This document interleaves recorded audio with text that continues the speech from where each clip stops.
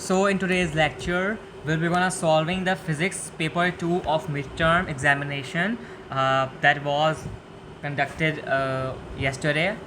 So uh, अब मैं क्या बोलूँ आपको कि आपने जैसा पेपर दिया what's ever it is, but the problem is that जो मैंने पेपर बनाया था तो उसको शायद आप पेपर 2 को स्पेशली बात कर रहा हूँ मैं। पेपर 1 में आपके फिर भी सही मार्क्स थे, बट पेपर 1 को आपकी जो मिस्टेक्स थी I guess you did approximately 8 mistakes in paper 1, so वो आपको खुद सॉल्व करनी होंगी और उसके आंसर्स ही मैंने लिख दिए हैं, आपको खुद वहाँ पे एनालाइज करना होगा। If you have any sort of confusion then you can ask me in paper 1, but today will be gonna solving the paper 2 of mid examination 2024 physics paper 2। So कुछ क्वेश्चंस आपने लेफ़्ट किए थे, बल्कि कुछ नहीं, most of the questions आपने छोड़ दिए थे, और जो आपने किए थे उसमें भी आपने गलतियाँ कर दी थी, सिवाय एक ERK को जो आपने पूरा सही किया था।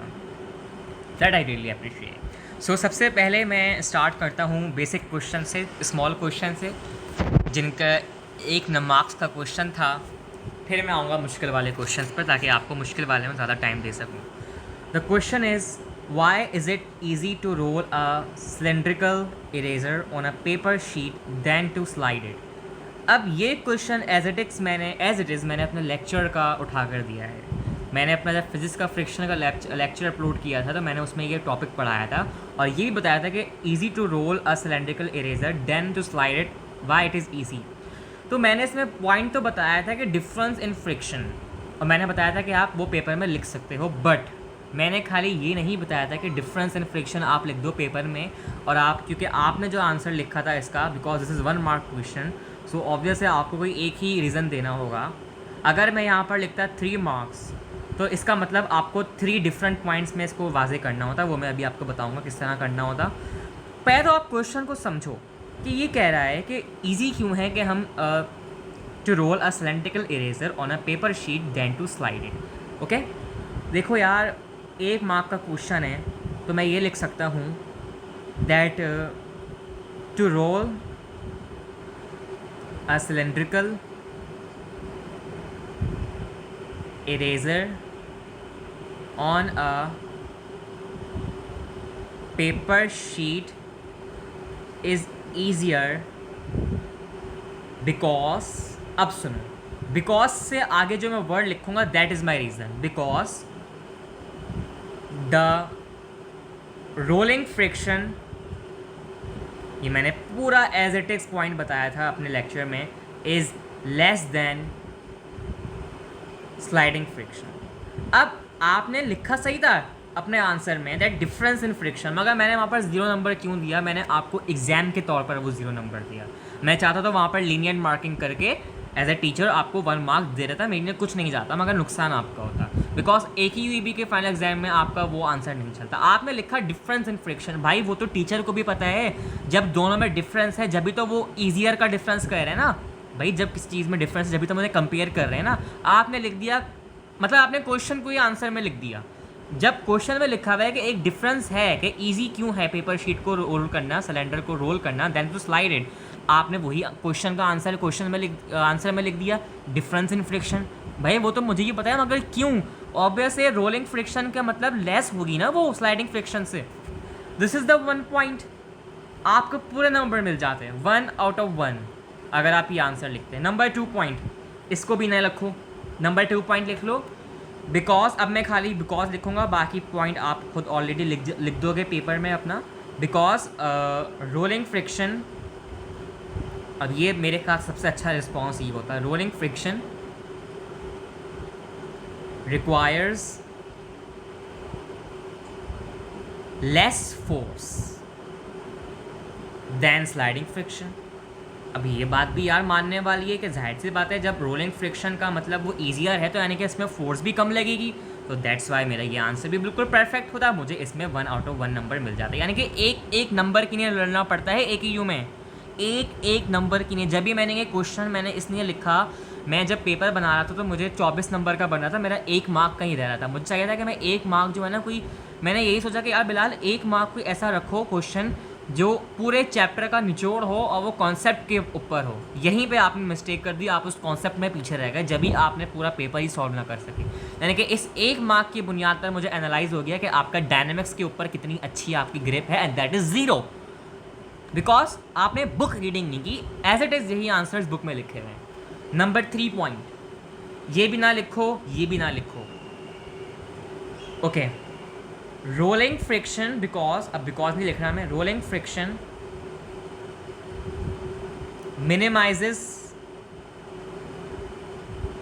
minimizes the direct contact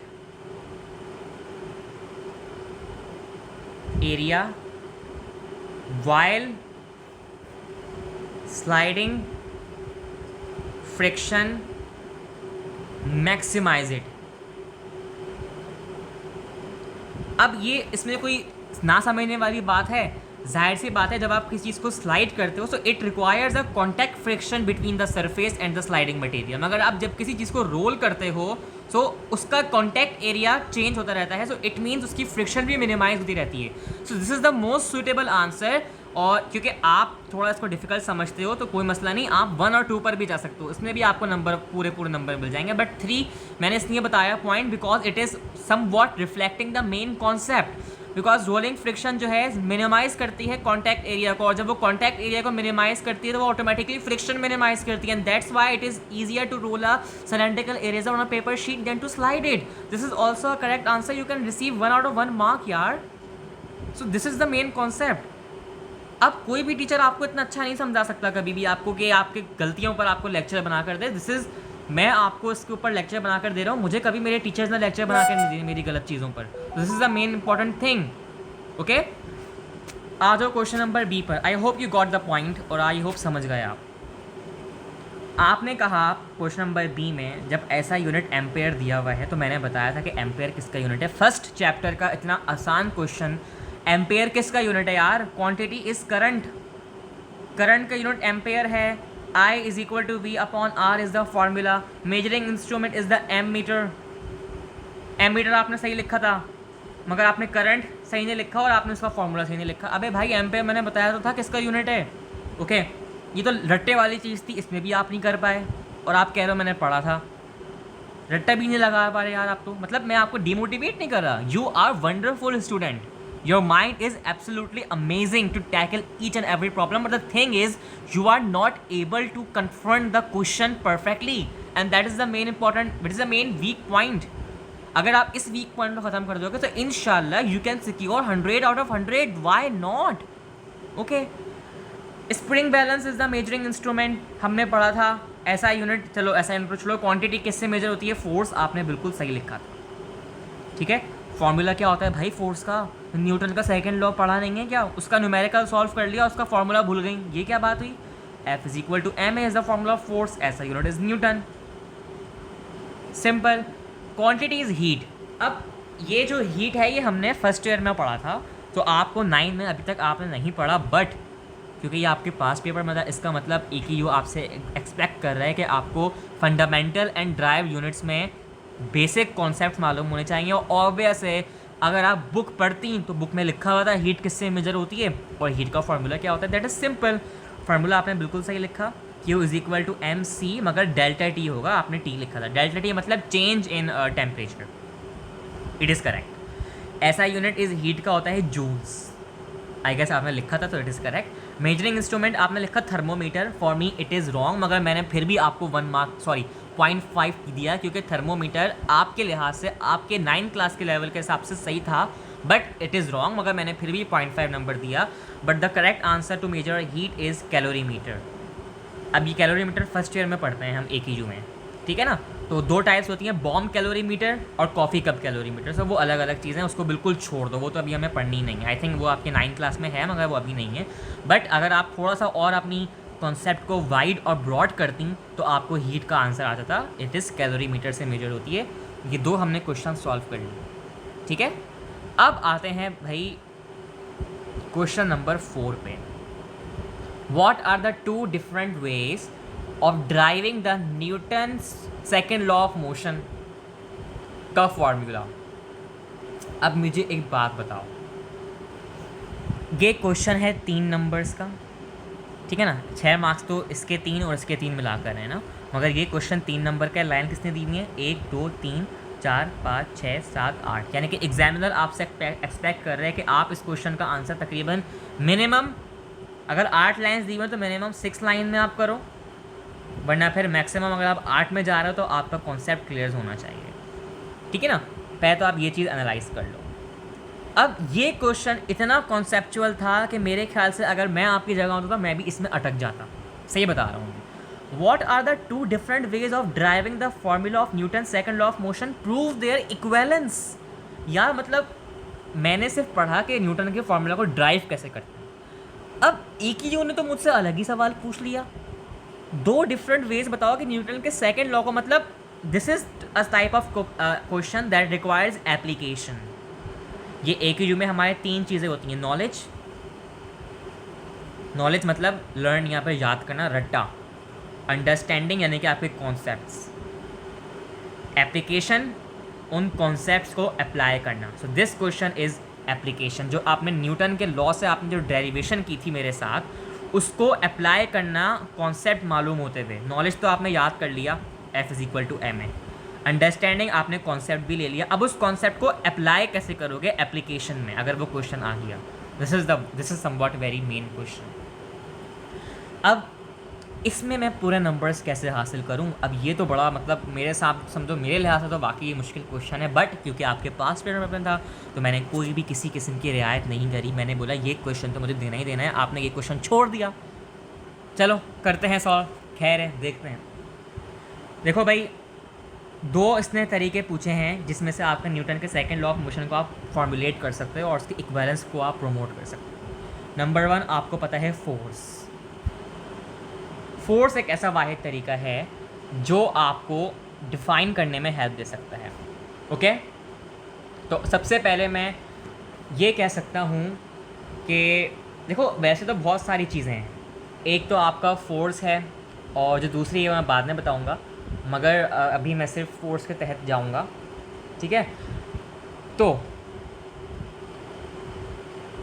सबसे पहले फोर्स आपको पता है इज़ द, कोई भी आपका जो ऑब्जेक्ट है, एक इंटरेक्शन होती है फोर्स जब आप उसको अपोज करने पर लगे होते हो, यानी कि changes the motion of an object, you know force changes the motion of the object.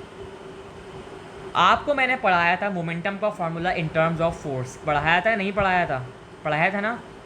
Force is equal to rate of change of momentum, यानी कि delta P over delta T.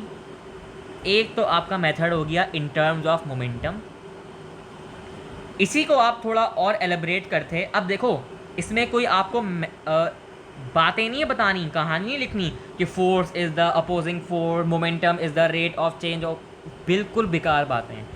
Mathematically prove करके दिखाओ उन्हें कि ऐसे कौन से तरीके हैं जिसको आप न्यूटन्स के सेकंड लॉ को प्रमोट कर सकते हो, उनकी इक्विवेलेंस दिखा सकते हो। Force is the number 1 point. F is equal to rate of change of momentum, मैंने फॉर्मूला ड्राइव करवाया था नहीं करवाया था, मुझे आंसर दो, कराया था। P is the momentum, T is the change in time. Momentum is the product of m mass into velocity, comma डालती, okay. Rate of change of momentum, delta P की जगह लिख देते mv और डेल्टा टी। अभी देखते जाओ, अभी ये फोर्स की बात चल रही है, अभी दूसरी बात नहीं आया, इन्होंने 2 पूछी है, मैंने अभी 1 बताया है, इसमें एक के अंदर ही फोर्स भी आ रही है, मोमेंटम भी आ रहा है, यानी कि इतना मतलब कॉन्सेप्चुअल क्वेश्चन है कि आपको इसके मतलब डेरिवेशन की आपको बैकग्राउंड याद होना चाहिए, यानी कि फोर्स से मोमेंटम का भी रिलेशन आ गया इस क्वेश्चन के अंदर। कितनी स्ट्रेटजी लगाई है AQ वालों ने, okay. I got a message, sorry for the inconvenience. या assuming mass is a constant quantity, हमें पता है mass is the constant quantity. अगर मैं इसको अज्यूम कर लूँ that mass is the constant quantity, so I can write it m is equal to m delta v over delta t। क्यों mass को मैंने अलग करके delta v over delta t क्यों लिखा? We no delta v over delta t change in velocity, rate of change of velocity what, f is equal to m a, this is a ना, acceleration. तो F is equal to M A is the first equivalence of the Newton second law of motion. Number 2, अब मुझे ये बताओ क्या हमने impulse नहीं पढ़ा था? Number 2 is impulse, Impulse is the change in momentum of an object when a force is applied over a period of time. I is equal to F delta t. ठीक है ना. इम्पल्स मोमेंटम थ्योरी हमारे पास एक होती है जिसका formula होता है F delta T is equal to delta P. अगर मैं इस डेल्टा टी और F को मैं अलग कर दूं और इम्पल्स को मैं डेल्टा पी की फॉर्म में लिख दूं, ठीक है, तो I know that change in momentum delta P is equal to M V. तो मैं लिख सकता हूँ F delta T is equal to M delta V impulse की फॉर्म में. Solving for force I can again write F is equal to M delta V over delta T. अलग कर लो T को और वेलोसिटी को और M को. F is equal to M A. Proof कर दिया ना मैंने. फर्स्ट इक्वेशन में भी F is equal to M A बन रहा है, सेकंड इक्वेशन में भी F is equal to M A बन रहा है. तो मैं लिख सकता हूँ hence I proved their equivalence. अब ये जो इम्पल्स का मैंने कॉन्सेप्ट बताया ना, ये थोड़ा बियॉन्ड आवर नॉलेज है, तो ये आपको अब आई होप पता चल गया होगा. अब आप इसको अप्लाई कर सकते हो. तो इसमें आपको 3 में से 3 नंबर मिल जाते हैं अगर आप इस कॉन्सेप्ट से करते हैं. यानी कि आपको रटा हुआ तो था, फॉर्मूले भी आपको रटे हुए थे, मगर अब क्वेश्चन आ गया एप्लीकेशन बेस्ड. अब बच्चा फंस गया कि यार ये कहाँ से मैं बैकग्राउंड हिस्ट्री लाऊँ. तो इस तरीके से आप क्वेश्चन नंबर 4 के पार्ट ए को सॉल्व कर सकते थे in terms of force and impulse, और उनकी इक्वेलेंस प्रोमोट हो सकती थी. F is equal to M में दोनों क्वेश्चन में आ रहा था. ओके, सो आ जाते हैं क्वेश्चन नंबर, बल्कि 1 को बाद में देखते हैं. या ओके, सो ये हमारे कितने क्वेश्चंस हो गए. अब हमारा कितना रहता है, इसका पार्ट बी रहता है आई गेस ERQ का, जो आपने नहीं किया था मैं सॉल्व कराऊंगा इसे. क्वेश्चन नंबर 3 रहता है, क्वेश्चन नंबर 2 रहता है, ओके, क्वेश्चन नंबर 1 रहता है. एक काम करते हैं, ये क्वेश्चंस हम फिर इंशाल्लाह नेक्स्ट लेक्चर में सॉल्व करेंगे. अभी तक के लिए आपको यही समझ आना चाहिए बेहतरीन तरीके से कि मेरे पास अभी इतना टाइम अवेलेबल है नहीं कि मैं 2 क्वेश्चन से भी वीडियो बनाऊँ. तो 3 क्वेश्चन से बल्कि. तो अब ये इंशाल्लाह ये वाला question number 3, question number 2, question number 1 और ERQ का question number 4 I guess, sorry question number B 6 का, वो हम नेक्स्ट लेक्चर में सॉल्व करेंगे. आई hope you got the points. तो इंशाल्लाह नेक्स्ट लेक्चर के लिए मैं अब ये वाले क्वेश्चन सॉल्व करूँगा, सो डोंट वरी.